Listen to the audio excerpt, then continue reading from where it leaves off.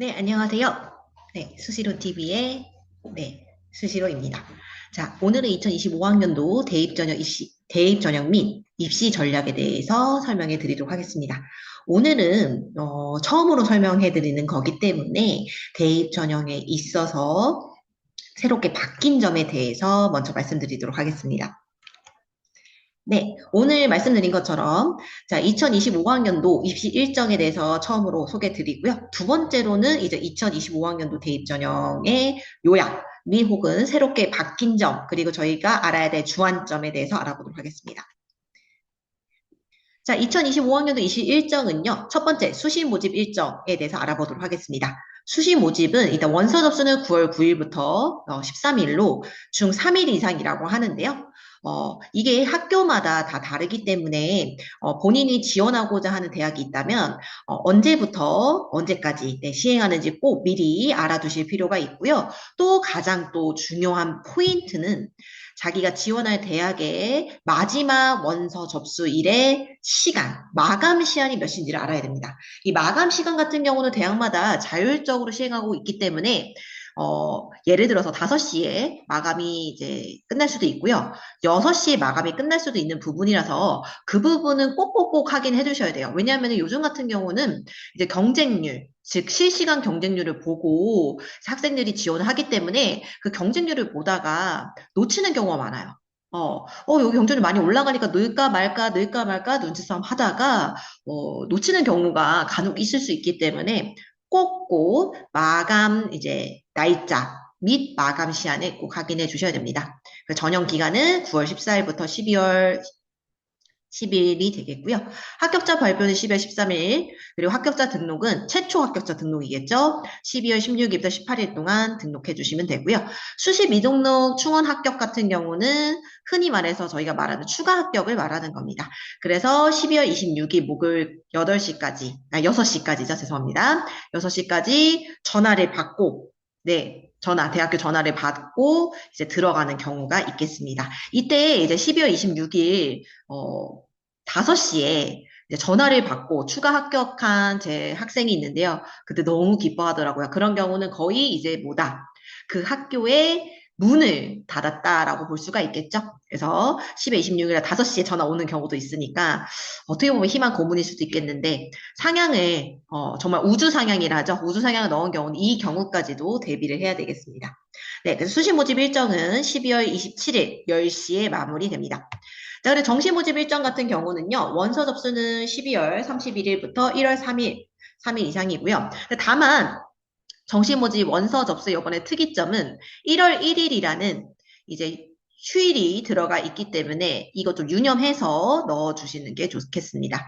그래서 전형 기간은 가군, 나군, 다군, 1월 7일부터 2월 4일까지 나눠져 있고요. 합격자 발표는 2월 7일입니다. 그리고 합격자 등록은 2월 10일부터 12일까지 3일이고요. 그리고 정시 미등록 충원 같은 경우도 추가 합격을 말하는 거죠. 근데 수시에 비해서 일반적으로 정시가 추가 합격이 더 많이 돕니다. 더 많이 도는데, 이게 이제 2월 19일, 6시까지 마감이 되고요. 이 이제 추가 합격한 분들은 2월 20일까지 하면 되겠습니다. 근데 간혹 학교에 따라서 추가 모집을, 정시 같은 경우는 아까 말씀드렸잖아요. 추가 합격, 즉 미등록 추원 합격이 꽤 도는데, 그래도 이제 대학교가 원하는 만큼 이제 인원이 충족이 되지 않았다라면, 대학교 자체적으로 추가 모집을 하는 경우가 있어서 이 경우에도 이제 대학교별로 다른 상황이기 때문에 꼭 확인을 해 주시면 좋겠습니다. 추가 모집은 2월 20일부터 2월 28일로 5일 정도, 아, 5일이 아니고 일주일 정도 되어 있고요. 등록 기간은 2월 28일 10시까지 되겠습니다. 네, 이제 드디어 2025학년도 입시 특징에 대해서 설명해 드릴 텐데요. 첫 번째 입시 특징은 너무나 당연한 기조긴 한데요. 요즘에는 수시 모집은 학생부, 그리고 정시 모집은 수능 위주로 선발하고 있습니다. 네, 그래서 수시 모집 인원의 86%를 학생부 위주로, 즉, 학생들의 재학생이나 아니면 혹은, 이제 재수를 하는 이제 N수생들을 학생부 위주로, 즉, 교과 종합으로 뽑고 있고요. 그리고 정시 모집의 91.9%를 수능 위주, 즉 뭐냐면 수능을 기반으로 해서 뽑고 있다라는 겁니다. 네, 그래서 이제 비율 보시게 되면요. 2025학년도의 수시의 비중은 일단 학생부 교과가 늘어났음을 알 수 있고요. 학생부 종합은 약간 소폭의 감소가 있음을 알 수 있습니다. 논술은 네, 좀 늘었네요. 그리고 좀 특이한 점이 기타. 기타에서 작년 대비, 전년 대비 증감이 이제 감소했음을 알 수 있겠습니다. 네, 그리고 이제 정시 같은 경우는요, 수능 위주의 선발이 많이 2,473명이 줄어들었죠. 그래서 이 정도 많이 줄어들었음을 알 수가 있습니다. 네.